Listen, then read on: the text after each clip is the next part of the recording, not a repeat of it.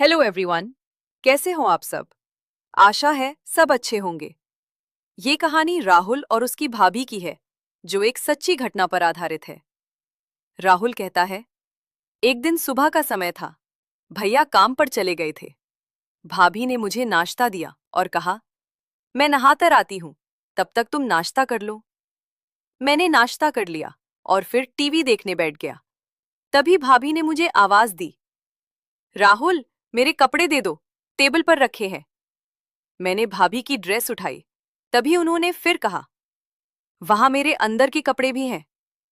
ये सुनकर मैं थोड़ा असमंजस में पड़ गया, लेकिन भाभी को कपड़े देते समय मैं बहुत सावधान था, क्योंकि भाभी का सम्मान करना भी जरूरी था। फिर भी मैं थोड़ा ख्यालों में खो गया। मैं भाभी को देखने लगा, मानो वो मेरे सामने खड़ी हो। भाभी ने फिर आवाज दी। मैं बाथरूम की ओर दौड़ कर गया और कपड़े दे दिए। भाभी ने दरवाजा बंद कर लिया। मैं वहीं रुक गया। मैं दरवाजे की दरार से अंदर देखने लगा। घर में सिर्फ हम दोनों ही थे, कोई और नहीं। भाभी नहा चुकी थी और कपड़े बदल रही थी। मैं सिर्फ उनका पिछला हिस्सा ही देख पा रहा था। कुछ देर बाद वो बाहर आईं और बोली, राहुल, तुम भी नहा लो। मैं तुरंत वहां से निकला और नहाने चला गया। उधर भाभी के अंदर वाले कपड़े लटके हुए थे। मैंने उन्हें हाथ में लिया और उनकी महक में खो गया। फिर नहाने लगा। नहाने के बाद कमर पर तौलिया लपेटकर बाहर आया और बोला, भाभी, मेरे कपड़े दे दो। भाभी ने कपड़े दिए। मैंने जल्दी कपड़े पहने और तैयार होकर रसोई में चला गया। भैया काम पर जा चुके थे। भाभी दोपहर का खाना बना रही थी। जैसे ही मैं वहां पहुंचा, उन्होंने मुझे गले लगा लिया। उस वक्त मैं उनके करीब रहकर बहुत खुश था। मेरे मन में कहीं ना कहीं कुछ अलग सा होने लगा। मैंने भाभी से पूछा, क्या मैं आपकी कोई मदद कर सकता हूं? भाभी ने कहा, नहीं, तुम यहीं चुपचाप बैठे रहो। फिर भाभी बातें करती हुई हंसती खेलती खाना बनाने लगी। दोपहर के भोजन के बाद हम आराम करने चले गए। भाभी चादर ओढ़कर सो गईं और बोली, राहुल, तुम भी इधर ही सो जाओ, मैं आज बहुत थक गई हूं। भाभी की आवाज में कुछ खास था। उन्होंने कहा, बदन भी बहुत दर्द कर रहा है। मैंने तुरंत पूछा, क्या मैं आपके शरीर को आराम दे सकता हूं, अगर आपको कोई दिक्कत ना हो तो? भाभी ने पहले मना किया, लेकिन मैं बार बार कहता रहा। आखिरकार भाभी ने कहा, ठीक है। मैंने धीरे धीरे भाभी के पैर दबाने शुरू किए। पैर दबाते दबाते घुटनों तक पहुंचा। अब भाभी की वो चीज भी दिख रही थी।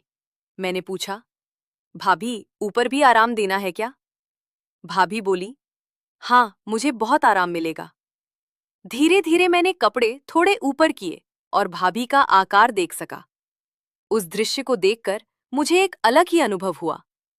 मेरा ध्यान उस चीज पर रुक गया। मैं पूरी तरह भ्रमित था। भाभी बोली, राहुल, अब रुको। अब मैं भी तुम्हारे पैर दबाती हूं। तुम्हारे भी पैर दर्द कर रहे होंगे। उन्होंने मेरे पैर दबाने शुरू किए। उनके नाजुक हाथों के स्पर्श से मुझे बहुत अच्छा लग रहा था। पैर दबाने के बाद हम वहीं सो गए। फिर भी मन में कुछ था। मैंने पूछा, भाभी, क्या मैं आपको गले लगा सकता हूं? भाभी मुस्कुराई और बोली, क्यों नहीं, लगाओ ना। तुम ऐसे क्यों पूछते हो? हम दोस्त हैं ना। भाभी बहुत होशियार थीं और सब कुछ समझती थीं। गले मिलने के बाद हम दोपहर को सो गए। शाम को जागे। सब बातों का ध्यान रखा, क्योंकि शाम को भैया आ रहे थे। भैया काम से आए। हमने खाना खाया। भाभी ने खास पकवान बनाए थे, जिससे सबके चेहरे खिल उठे। पूरा माहौल खुशियों से भरा था। भाभी ने भैया के लिए बिस्तर नीचे हॉल में लगा दिया। उसके बाद मैं भाभी के साथ बिस्तर पर सो गया। दोपहर में अच्छी नींद ली थी, इसलिए रात को नींद नहीं आ रही थी। रात के 2 बज रहे थे, फिर भी नींद नहीं आ रही थी। भाभी एक करवट से दूसरी करवट ले रही थी, लेकिन उन्हें भी नींद नहीं आ रही थी। कमरे में एक छोटा सा लाल बल्ब जल रहा था। बाकी कमरा अंधेरे में था। उस शांत वातावरण में हमारे मन में विचारों की लहरें दौड़ रही थीं।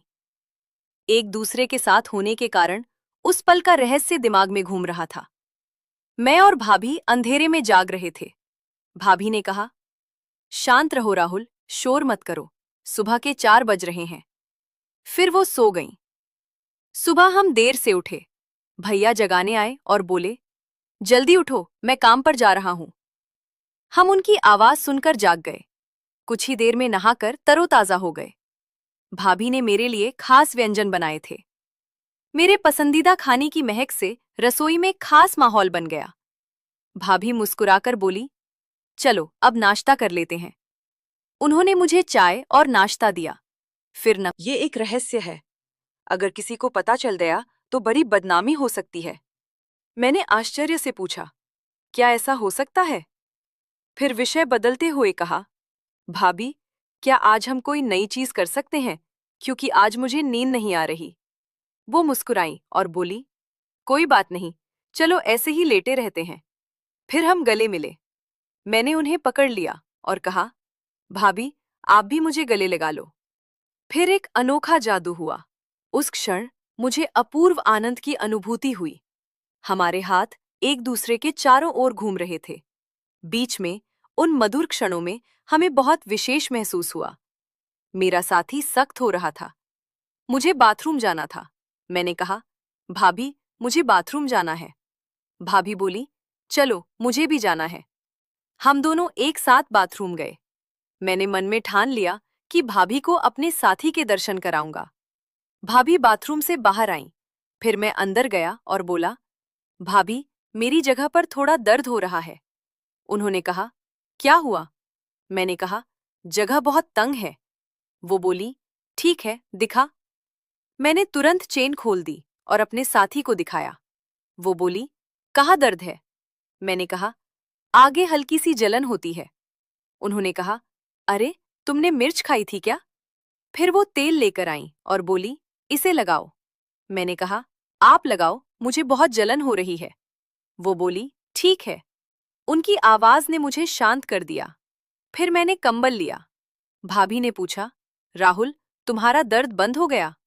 मैंने कहा, हाँ। फिर वो बोली, मुझे वापस से दिखाओ। मैं सीधे बिस्तर पर गया। उसने देखा और खुश हो गई। मेरा साथी भाभी को पूरी तरह साथ दे रहा था। कुछ देर बाद मेरे साथी की तबीयत खराब हुई और उल्टी हुई। भाभी यह देखकर चकित हो गईं। दोस्तों, अगर आपको कहानी पसंद आई तो हमारे चैनल को सब्सक्राइब करें और कमेंट में बताएं कि आपको कहानी कैसी लगी। कमेंट में बताएं। धन्यवाद।